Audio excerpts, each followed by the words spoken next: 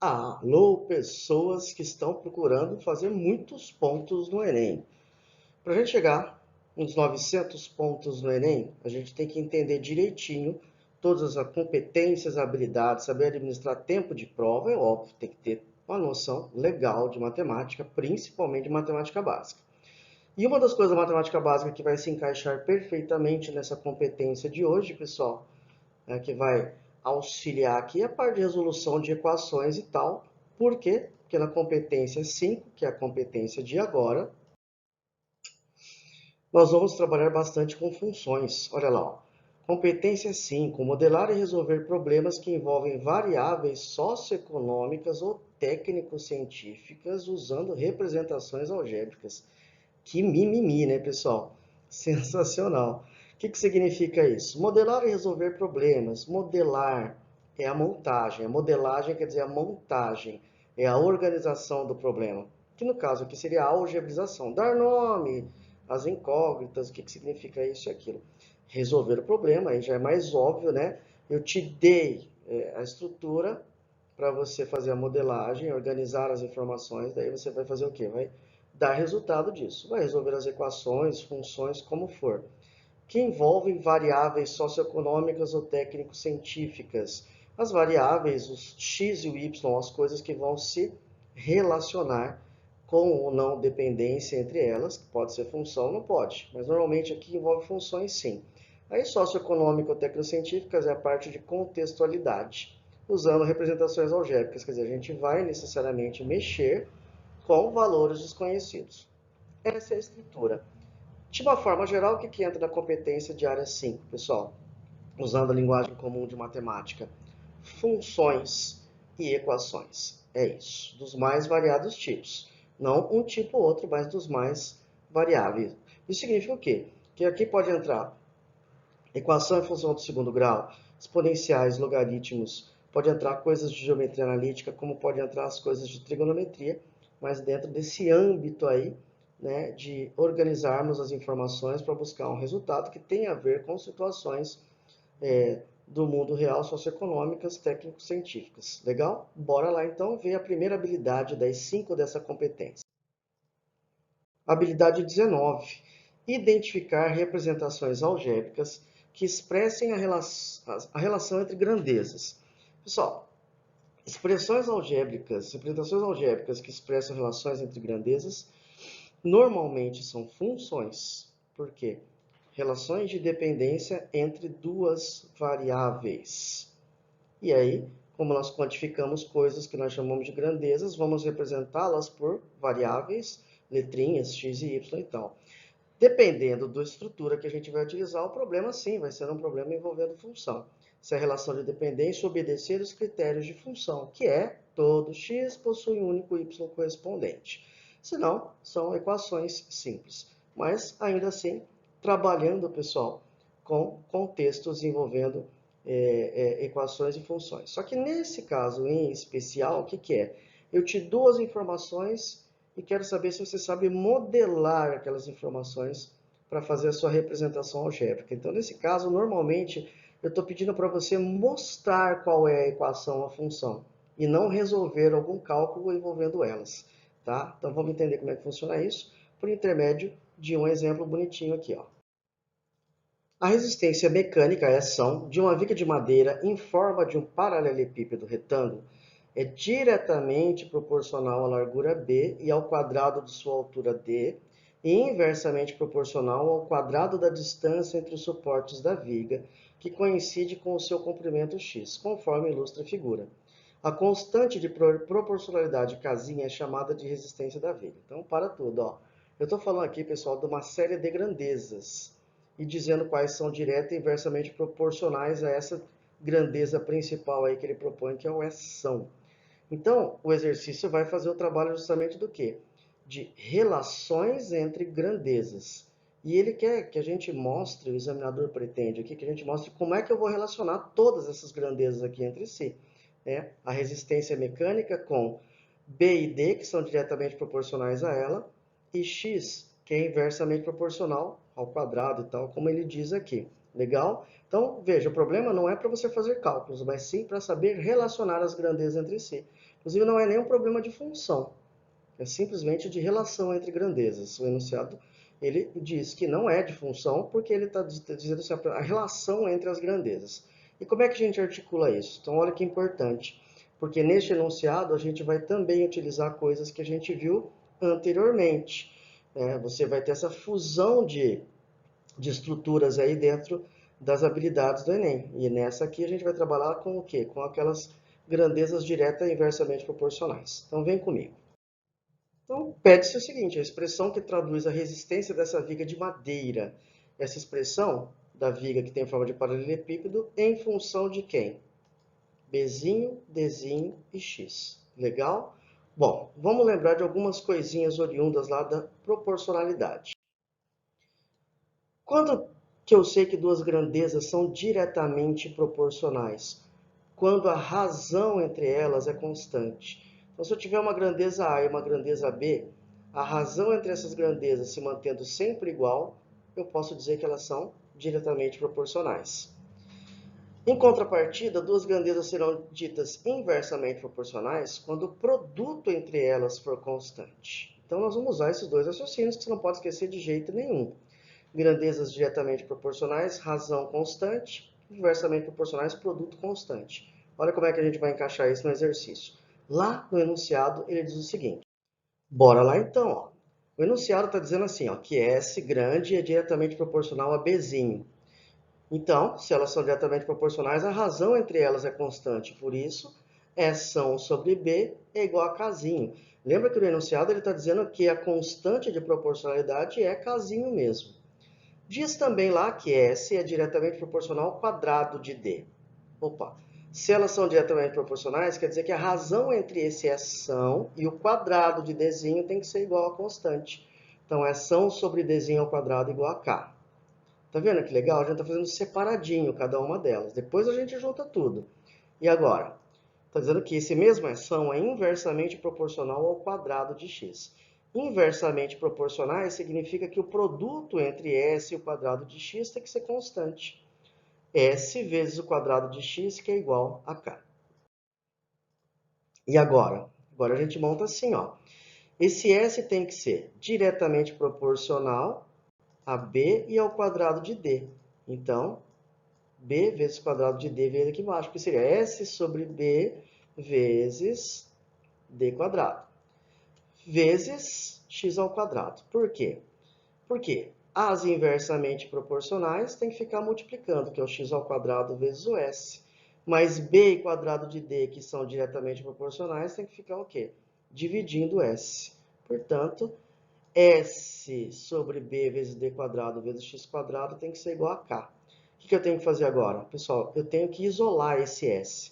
Para isolar esse s, eu vou passar o x quadrado dividindo o k e o bd quadrado multiplicando o k. Olha lá como é que fica.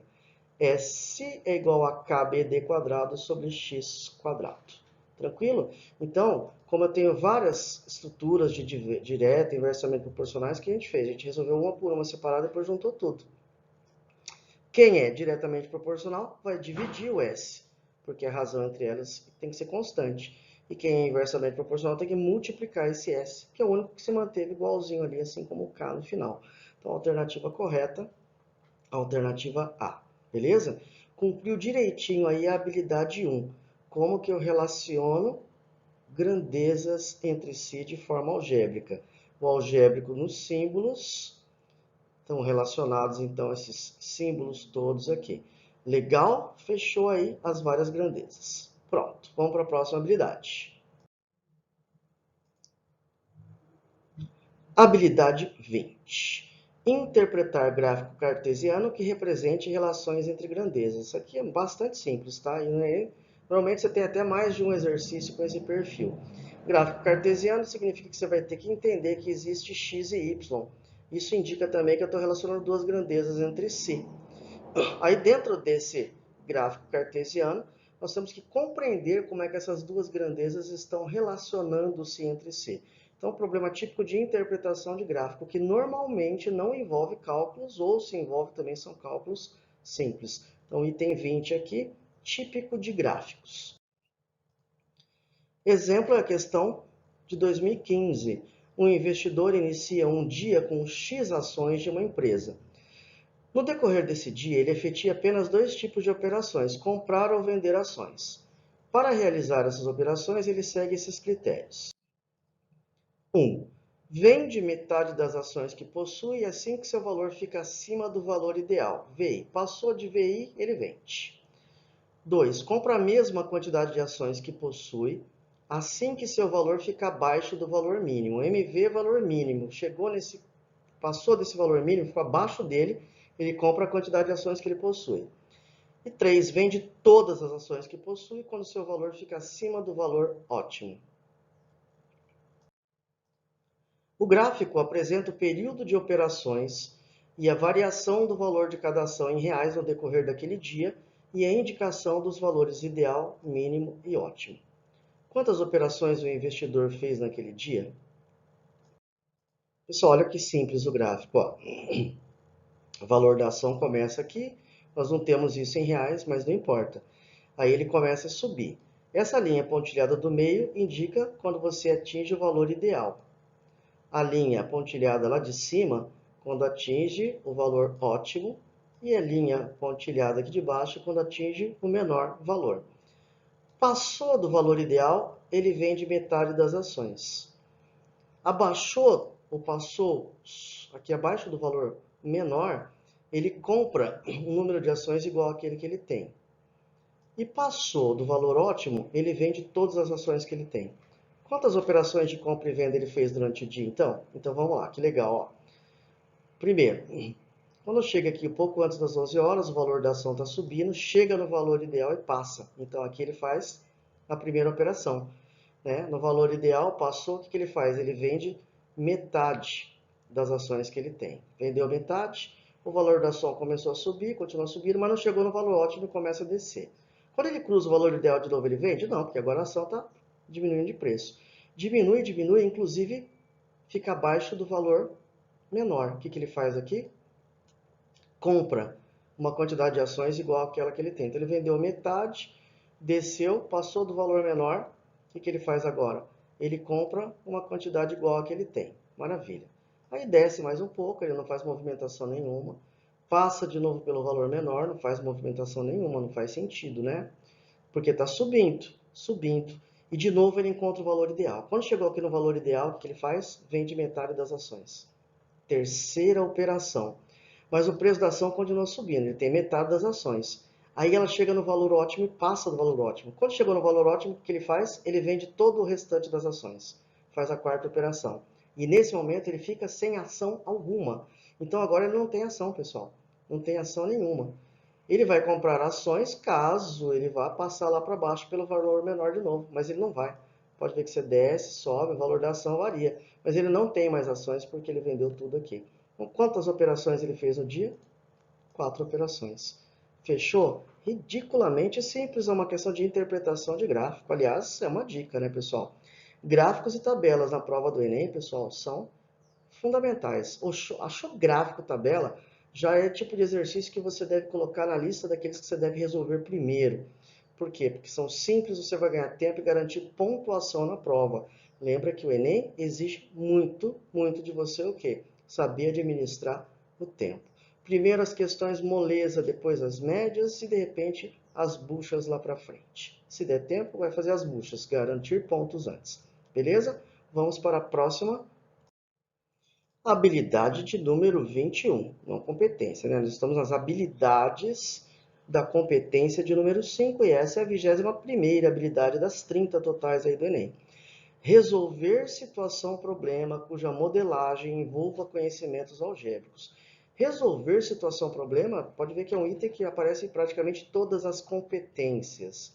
Situação-problema é uma proposta que envolve alguma coisa do cotidiano, da realidade, seja do teu dia a dia ou de uma coisa que envolva aí uma situação realista, cuja modelagem significa cuja montagem envolva conhecimentos algébricos.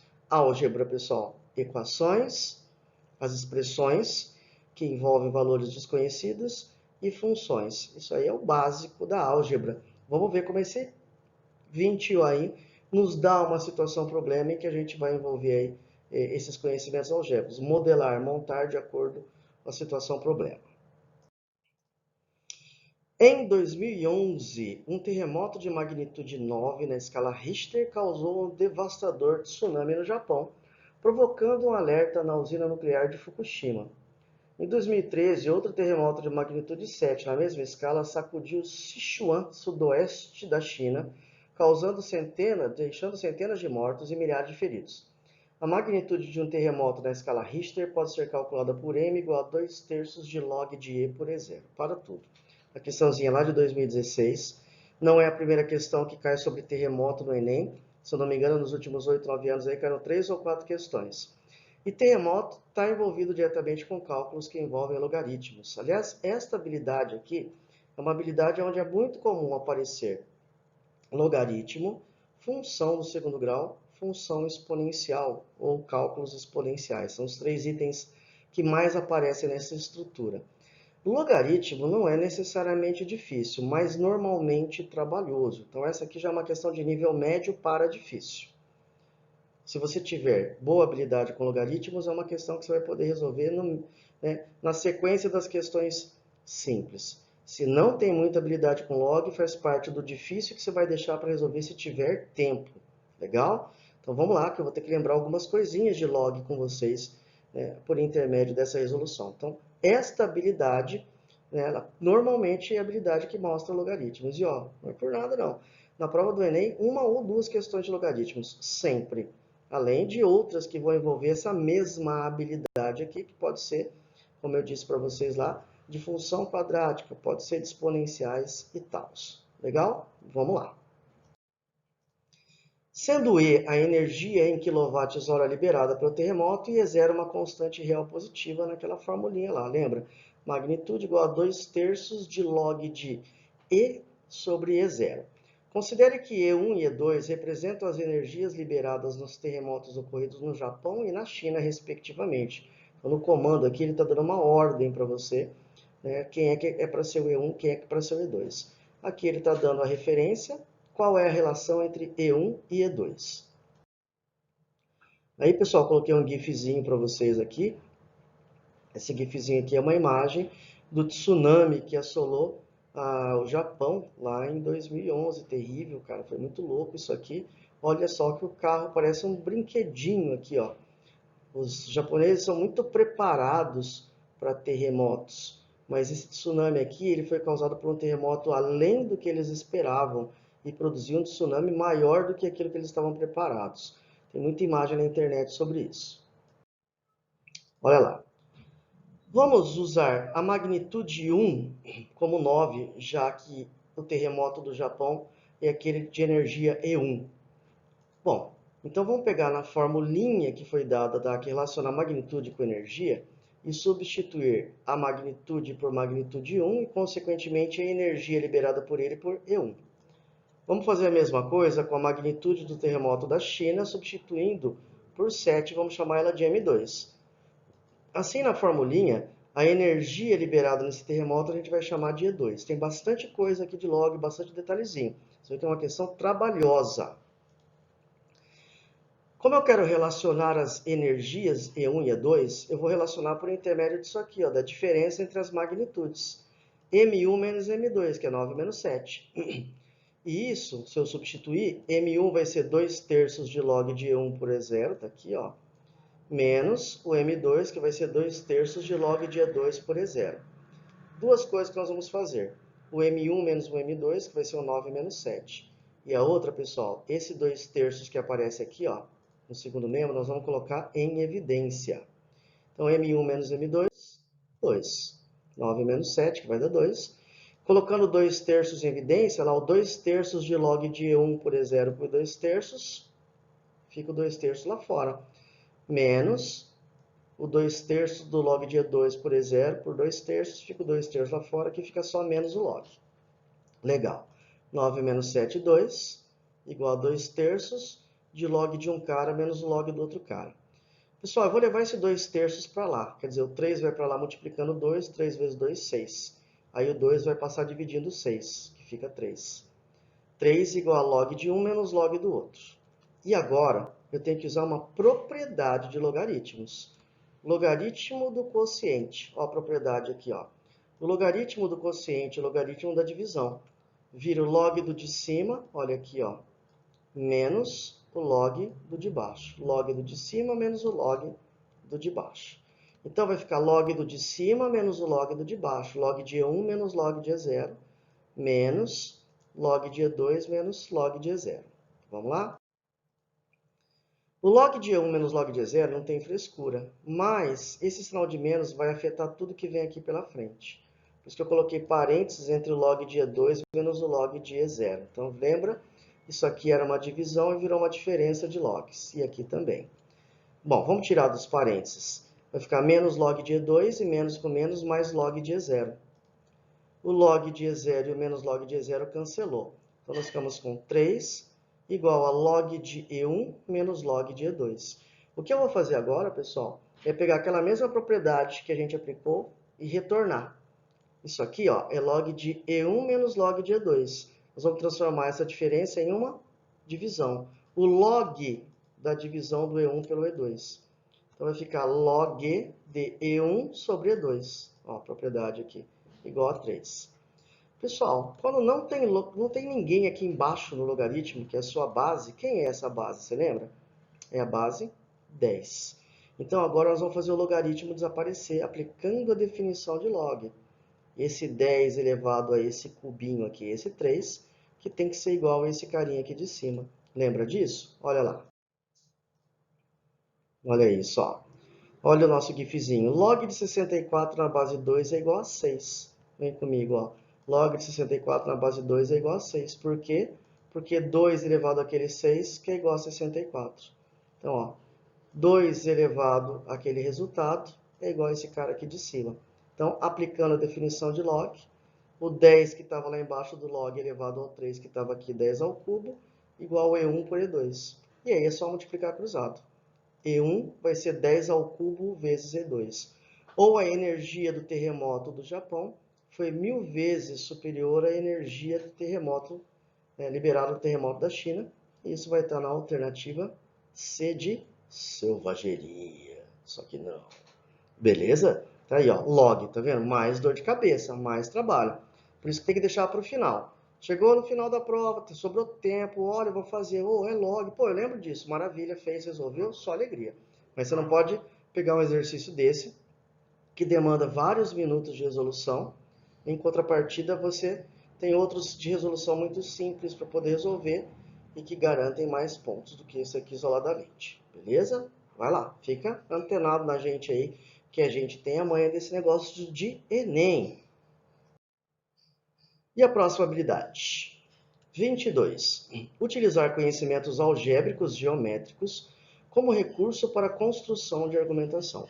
Esse é um item claro que vai envolver álgebra com geometria. Pessoal, álgebra e geometria, o filézão dessa história aqui chama-se geometria analítica.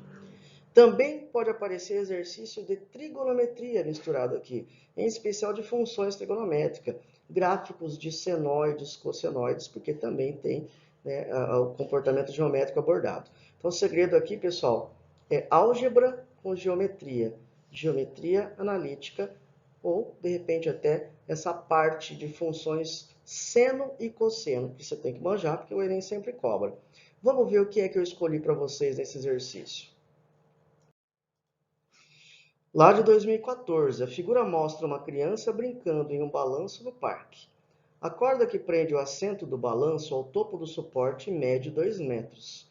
A criança toma cuidado para não sofrer um acidente, então se balança de modo que a corda não chegue a alcançar a posição horizontal.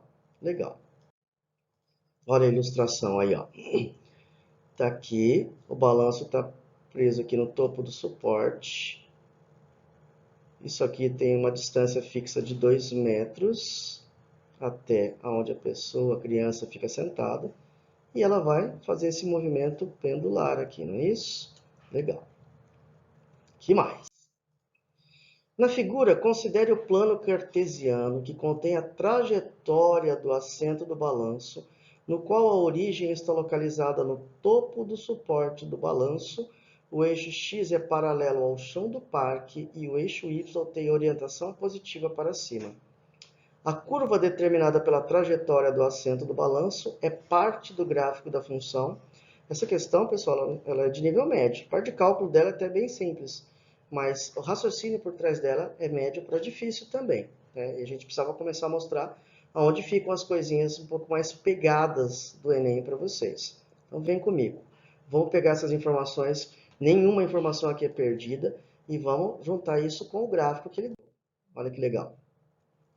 O que ele está dizendo é o seguinte, ó, que nós vamos ter o plano cartesiano passando aqui, ó, pelo topo do suporte. Legal. Agora, qual que é a trajetória que essa criança desenvolveria se ela pudesse realmente se movimentar com total liberdade sem a força da gravidade aqui, pessoal? Ela ia desenvolver isso aqui, ó. Ia desenvolver uma circunferência, porque a distância desse ponto fixo aqui é a mesma lá e em qualquer outro ponto.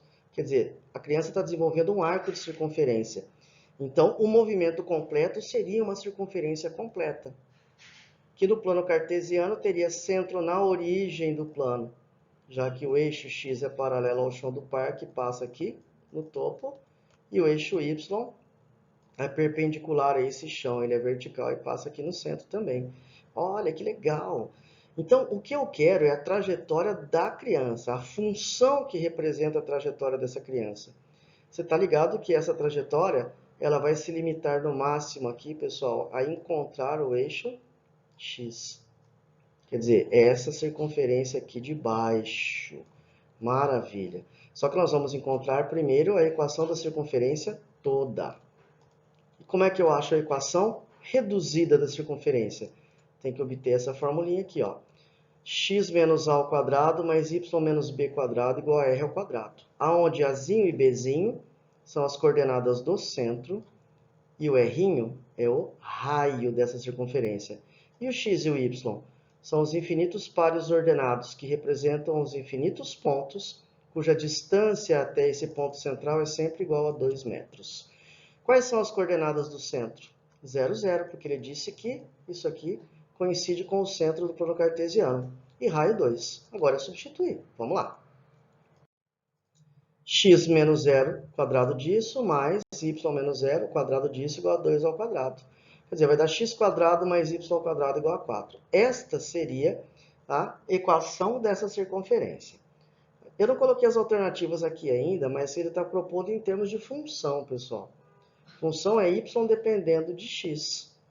Então, nós temos que fazer o seguinte agora, isolar esse y. Ficaria y ao quadrado igual a 4 menos x ao quadrado. Opa, mas para isolar esse y, esse quadradinho vai ter que passar para o lado de lá, como mais ou menos a raiz quadrada de 4 menos x ao quadrado. Aí sim. Só que tem um problema. Se eu pegar tanto mais quanto menos, eu não tenho uma função, eu tenho uma equação de circunferência. Tá aqui. E aqui também. Gião. E a circunferência não é uma função, né? Não. Não, porque se você traçar a reta paralela ao eixo y naquela circunferência, você vai ver que o mesmo x produz mais de um valor de y. E para ser função, todo x possui um único y correspondente. Então, eu tenho que entender que esse mais aqui, raiz quadrada de 4 menos x quadrado, ele representa a parte positiva daquela circunferência. E o menos representa a parte negativa daquela circunferência.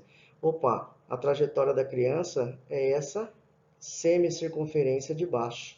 Então, a função vai ser y ou f de x igual a menos raiz quadrada de 4 menos x ao quadrado. Tá vendo? Tem um raciocínio mais elaborado nessa questão aqui de geometria analítica, que mistura álgebra com geometria. Bonitinha a questão? Ah, mas não entendi um ladinho ou outro. Volta no vídeo, acompanha com calma, cada coisinha que eu falei, né, os desenhos, toda a movimentação que eu faço bem detalhadamente, que é para você poder compreender ao final exatamente o porquê aquilo aconteceu. Esse é o nosso objetivo, você compreenda exatamente. E, se possível, que faça sozinho de novo depois. Pega o PDF lá e procura fazer sozinho. Última habilidade desta competência. 23. Avaliar as propostas de intervenção na realidade utilizando conhecimentos algébricos. Eu vou te dar uma historinha do mundo real aí e você vai ter que equacionar, vai ter que organizar usando as ferramentas algébricas, equações, funções e assim por diante. Tudo está presente nesse modelo, que também é um modelo clássico que eu escolhi aqui, que é de nível médio, não difícil aqui, mas que é bem importante. Muito comum, cai bastante isso aqui, não só no Enem, como em outros vestibulares. Olha a historinha. Enem 2016, dispondo de um grande terreno, uma empresa de entretenimento pretende construir um espaço retangular para shows e eventos conforme a figura. Olha lá, retângulo, palco lá na frente, X metros de frente para o palco, Y metros de lateral. A área para o público será cercada com 2 tipos de materiais. Nos lados paralelos ao palco será usada uma tela do tipo A, mais resistente, cujo valor do metro linear é R$20. Nos outros 2 lados será usada uma tela do tipo B comum, cujo metro linear custa R$5. A empresa dispõe de R$5.000 para comprar todas as telas, mas quer fazer de tal maneira que obtenha a maior área possível para o público. A quantidade de cada tipo de tela que a empresa deve comprar é...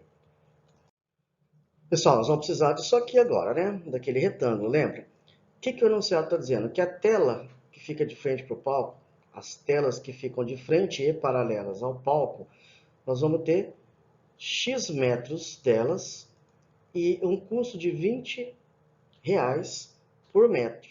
Então eu preciso que você veja o seguinte, ó, quantos metros de tela eu vou ter aqui de frente para o palco? X aqui embaixo, que dá quanto? 2x vezes 20 vai dar 40x reais em telas que ficam de frente para o palco. E as telas laterais paralelas têm y metros cada uma. Também tem y aqui e y lá, que dá 2y a R$5 cada uma. 2y vezes 5, 10y reais. Então, nós temos que pegar tudo isso. Os 40x mais os 10y. E isso tudo tem que dar o custo que eu tenho, a grana que eu tenho para poder pagar, que são os 5.000. Então, 40x mais 10y igual a 5.000. Legal? É bom lembrar que a área do retângulo é x vezes y. Lembra? Se nós queremos descobrir como é que eu uso as medidas x e y para obter a maior área possível nessa estrutura. A área vai ser igual a x vezes y. E aí nós vamos isolar o y nessa primeira equação aqui, para poder substituir na de baixo. Assim eu deixo aqui ó, a área em função de uma só incógnita, uma só variável. 10y é igual a 5 menos 40x. Depois passo o 10 dividindo, vai ficar 500 menos 4x. Isolei o y, legal, vamos substituir ele aqui. Ó. Esse y agora vai virar 500 menos 4x. Agora a gente distribui x vezes 500 menos 4x, que vai dar a área é igual a 500x menos 4x quadrado. Desse jeito, pessoal, eu deixei a área em função de uma só das medidas. Agora, olha só que interessante e que importante isso. O que eu estou procurando nessa história? Eu estou procurando determinar as medidas x e y para que eu obtenha a área máxima dentro das condições que o problema propôs, né? Que eu vou gastar R$20 de tela para os lados paralelos ao palco, R$5 de tela para os lados que são perpendiculares ao palco, no caso aí, é que eu tenho que gastar no máximo 5.000 com isso. Bom, então, isso aqui é uma função do segundo grau, onde esse a seria o nosso y da função, e esse x aqui seria o próprio x da função. Muito bem. Como eu quero determinar as medidas para obter a área máxima, eu quero descobrir esse cara aqui, ó, o x para que eu tenha a área máxima. E o x para a área máxima é o x do vértice. Lembra da parábola? Olha, tá vendo esse sinalzinho de menos? Ele é indicador de que nós temos uma parábola de concavidade voltada para baixo nessa função. O que significa isso? Que à medida que o x vai aumentando, a área também vai aumentando. Só que você chega num valor de x onde você tem a maior área possível. Depois, se você continuar aumentando o valor de x, o que acontece? O y vai diminuindo. E essa compensação entre x e y, que seria no caso o produto entre eles, vai fazendo com que a área fique menor daí. Então existe um equilíbrio para os valores de x e y produzirem área máxima. Tá vendo? Ó? E esse ponto aqui é o ponto chamado de vértice. onde o x do vértice vai ser a abscissa, o x aqui que provoca a área máxima, e o y do vértice é a própria área máxima, o maior valor para a área possível. Legal? Formulinha do x do vértice, que você tem que saber sim para o Enem, menos b sobre 2a. Assim como tem que saber a do y do vértice também, que é menos delta sobre 4a. Beleza? Pessoal, agora morreu o assunto. É só a gente substituir o b aqui por 500, o a por menos 4. Acha o x do vértice e substitui ele aqui em cima para achar a outra dimensão correspondente.